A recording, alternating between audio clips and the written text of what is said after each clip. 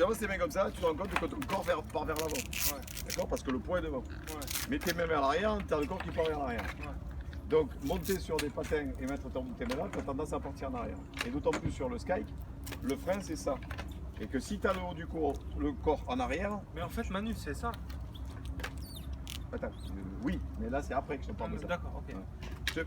Vu que le but c'est que tu expliques aux gens, je préfère t'expliquer tout ce que moi j'ai l'habitude d'expliquer.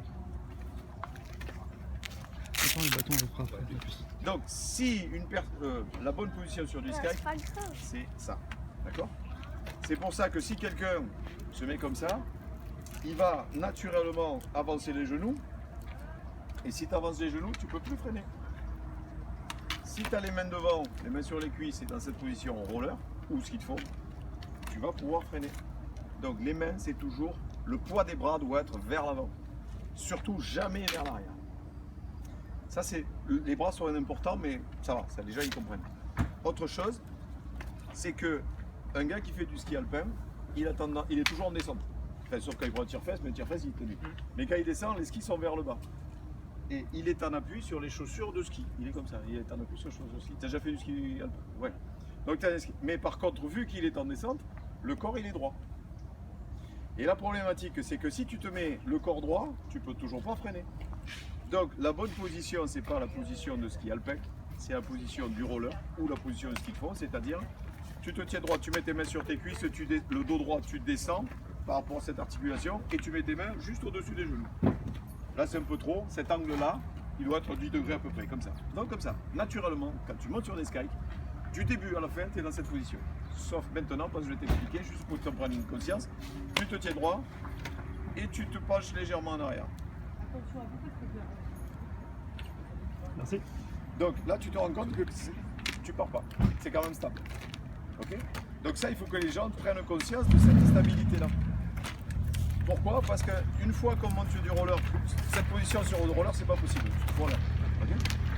Donc il faut qu'ils prennent conscience que c'est stable, parce que si dans leur tête, ils se disent c'est du roller, je vais tomber, ils vont pas se sentir à l'aise. Simplement leur dire de faire ça et de se rendre compte que là, avant de tomber, il faut quand même que je recule bien. Là, ils vont se dire, tiens, c'est vrai que c'est stable. Donc, ils vont se sentir plus à l'aise simplement en faisant ce test-là. Okay. Donc, la bonne position, comme je t'ai dit, c'est fléchi ici, mettre sur les cuisses. Bonne position, c'est ça. Ok?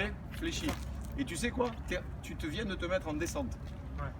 Donc, ça veut dire que tu... C'est fait exprès pour voilà. avoir... Donc ça va, tu es conscient de ça. Donc la bonne position c'est ça, le freinage c'est là. Là tu es déjà en train de freiner parce que tu es en descente. Ouais. Ok? Bonne position c'est ça. Deuxième case, position. Alors, on peut faire du classique, on peut faire du skating. Le classique c'est de la marche sans lever les pieds. D'accord? Donc tu marches comme ça normalement dans la rue, à peu près. D'accord? Moi, je veux faire la même chose. Ah, vas-y, toi, fais tout ça. Ok. Tu te mets comme ça, tu marches comme ça dans la rue. D'accord? Mais là, je veux pas que tu lèves les roues du sol. Mais Donc, on tu est vas là pour apprendre. faire ça. On est là pour apprendre. Alors, marcher, première étape, c'est valider. C'est validé, ouais. Tu coches, s'il te plaît, comment ça t'as fait? Tu coches la troisième, marcher, ici, marcher. Ouais. Vas-y, fais ça. Voilà, maintenant là, t'arrêtes. Donc, tu vois. Et là, du coup, j'ai passé 10 heures et j'ai pas toujours su marcher sans les... C'est maintenant. D'accord? Donc, Si j'arrive à faire ça, on retourne plus de par contre, si tu marches, tu lèves les genoux, tu lèves les genoux. Comme ça. D'accord? Moi, ce que je veux ici, c'est pour faire ça, il faut être plus fléchi. Mais fléchi de telle sorte que tu ne te fléchis pas comme ça.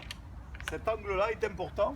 Il faut que quand tu te fléchisses, le poids du corps, tu ne l'aies pas sur les talons, tu es sur les mezzo-pieds, ici. C'est-à-dire en position de centre. Appuie quand tu marches. Ouais, médio. Mezzo. Quand tu es comme ça, en fait, quand tu vas avancer en faisant rouler tes pieds, ton bassin, il ne va pas osciller. Parce que tu vas simplement, par rapport à ta flexion, par rapport à ta flexion ici, tu vas en fait simplement faire avancer les pieds, mais ton bassin il ne va pas faire ça. Essaye.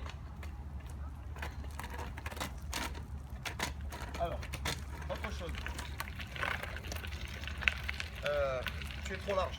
Si tu es large et que tu veux avancer en laissant les roues au sol, ton bassin va tourner. Parce que ta hanche va tourner. Le bassin va tourner. Et si tu as des bâtons et tu vas avancer, donc il ne faut pas que le bassin tourne parce que quand tu patines, en fait, le bassin et les épaules restent toujours perpendiculaires à la direction. Donc la bonne distance des jambes pour le pas classique, on viendra après un autre, c'est de telle sorte que le bassin ne bouge pas, les épaules ne bougent pas. Moi, je bouge les bras et les jambes. Je fais le Playmobil. Et là, mon dos reste droit, mes hanches restent droites, tout reste droit. Il n'y a que mes jambes qui vont.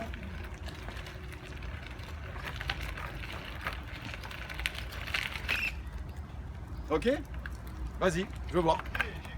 T'as compris? Essaye.